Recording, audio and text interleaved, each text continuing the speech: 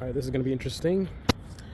First of all, it is nighttime and I'm on the roof in the dark. So I think it's kind of obvious what's happening. Either Jim has called me out on one of my videos again and I'm making another apology video, or there's something that I felt like I just had to make a video. Anyway, so I wanted to talk about the fact that I think that I have a theory that the so-called fraud squad is actually hurting progressives, and we're actually getting less, not more, from the Democrats because of the fact that we have the fraud squad. As not to offend the fans of the squad, I'll now refer to them as the squad. Anyway, let me check, make sure this looks good. Oh my goodness, I've joined part of the dumb left, the Jimmy Dore left, right? Every day making videos against the Democrats. No, not even close. Here's my theory, and I'd love to hear your thoughts about my theory, whether this makes sense to you or not. So this is why I think the progressives can actually be, of course the train's coming now, right? This is why I think they can actually be hurting progressives rather than helping them. I think that if we did not have the squad, we could actually get more, right?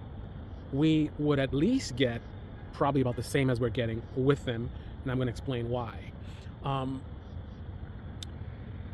If we did not have a squad, the Democratic Party on its own would have to step up and offer more to appeal to the progressives, which they need to win. They win elections by narrow margin. They need as much votes as they can get. They cannot afford to completely ignore the progressives. They've got to do some virtue signaling, do something to pander to them. Now, the purpose of the squad, in my view, is to help in that effort because it gives progressives a more tangible sort of idea that, you know, they have a hope. You know, we've got progressives in the Democratic Party. All right, let's pause.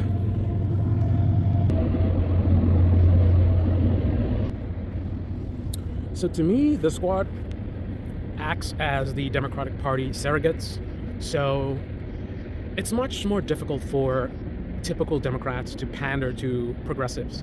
Progressives can sniff them out pretty quickly, pretty easily.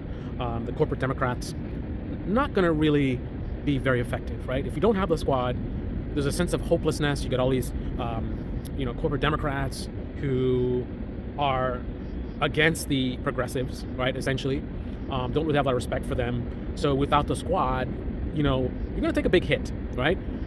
And that means that you need to do something, right? So let's go back in time, and we don't have the squad. The Democratic Party is going to have to pay attention online and see what progressives are talking about online, and they're going to need a virtue signal. Ideally, if they can pass something, to say they actually pass something that's like the progressives want. So, for example, do a bill that has a progressive title to it that doesn't really do much, but perhaps they can fool enough of the progressives to get their votes.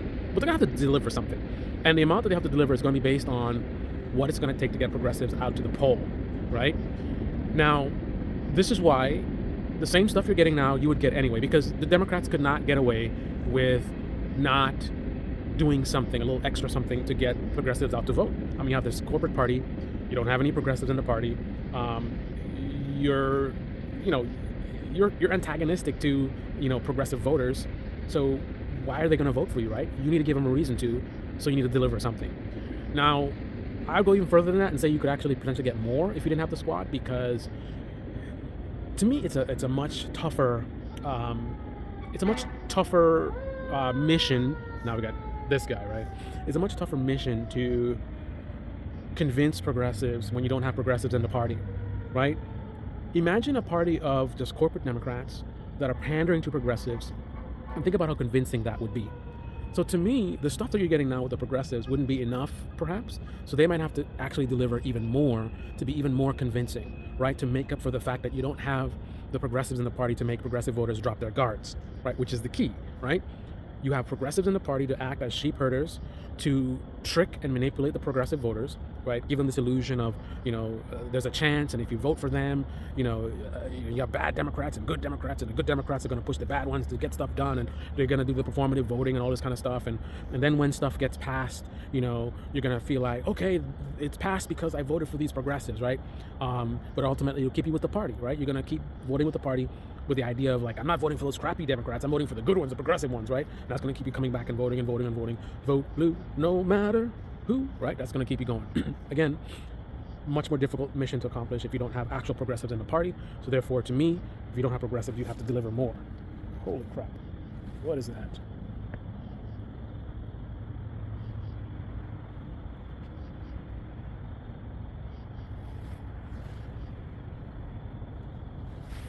Anyway, that is my theory. Something that you could use to challenge my theory is you could look at what was happening before we had the squad. Ask yourself whether, since you had the squad, things started improving and things started getting better, or is it not much of a change? But when you're considering that, you have to also consider what was happening as far as voting. If before you had the squad, there was a drop in turnout for progressive voters, the fact that after the squad you have more progressive things happening may not necessarily be because of the progressives. It might just be that there is a need. You see that you have a certain part of your base that's not voting. You have to do something to change that, right? Just like, Biden recognizes that the so-called black vote has been falling down, so he tries to do a little virtue signaling, and if you don't vote for me, you ain't black. Somehow he thinks that's going to help. But anyway, so if prior to the progressives being elected, there was already a drop in the progressive vote, then that would already create a desire to do more stuff for progressives, or at least pretend to do more stuff for them to get their votes. So on that trend line, you have progressives, don't have progressives. Either way, you're going to have to pander to progressives because you see you're losing their vote. So if you see that progressive vote was dropping before the progressives, realize that would have compelled the Democrats to potentially do more pandering to them. So that would be something that they would have to do regardless. So that's going to complicate things. So now it's like, how much of the improvements are based on the fact that you got the progressives versus the fact that the progressive vote was dropping and the Democrats had a need to do more to get their vote. Anyway, that's my theory. Tell me what you think. Am I crazy? Does it make sense to you? Let me know. This is the Debate Me channel. Debate Me in the comment section below. Click on the like button, subscribe, smash that bell. Be well. It's a full moon.